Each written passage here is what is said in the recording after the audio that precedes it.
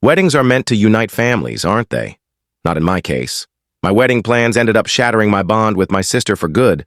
This isn't just a tale of sibling competition. It's about deception, retaliation, and a wedding that went from flawless to utter disaster.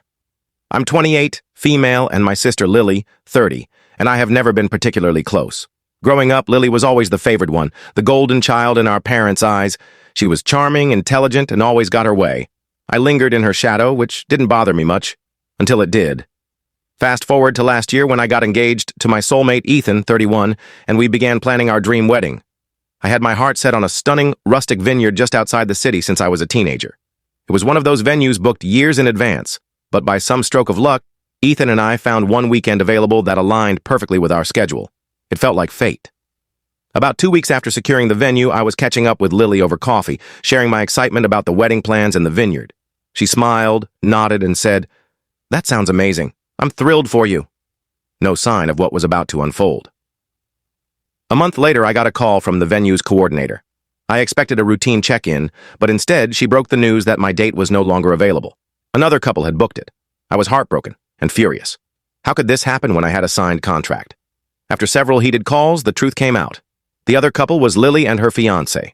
My own sister had secretly swooped in and stolen my dream venue. The betrayal hit me like a ton of bricks. I confronted Lily immediately, demanding an explanation. At first, she played innocent, claiming she didn't know it was the same weekend. But as I pushed, she admitted she fell in love with the venue after hearing me rave about it and decided she wanted it for herself. Worse, she knew it was my date and didn't care. She brushed it off, saying, "We're sisters, you'll get over it, right?" Get over it? I was seething. When I told her to cancel, she flat out refused, saying her wedding was more important because she was older and deserved the better spot. To make matters worse, our parents backed her up. My mom even said, "Lily's wedding will be grander, so it makes sense she gets the nicer place." That was it for me. I spent weeks in a haze of anger and hurt.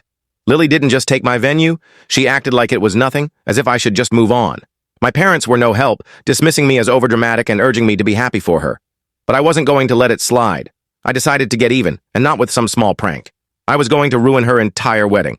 I planned meticulously, keeping everything under wraps. If Lily thought she could steal my dream and walk away unscathed, she was in for a surprise.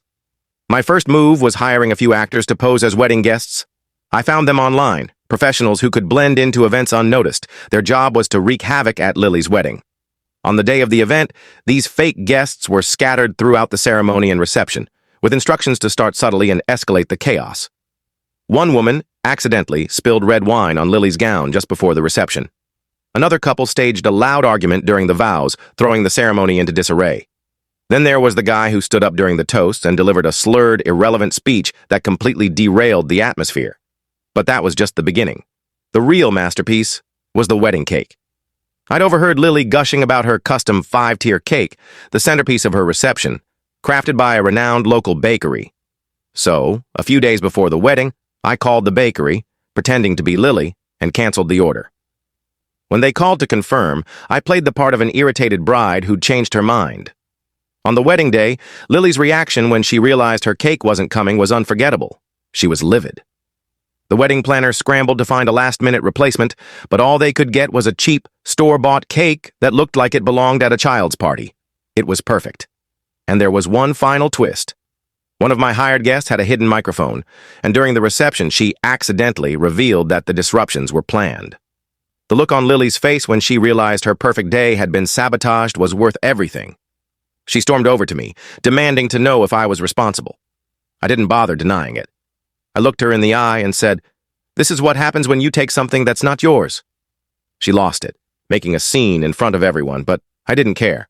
I walked out of the venue, leaving her to deal with the chaos I'd orchestrated. My relationship with Lily is now non-existent. She tried to get our parents to take her side again, but after the wedding fiasco, even they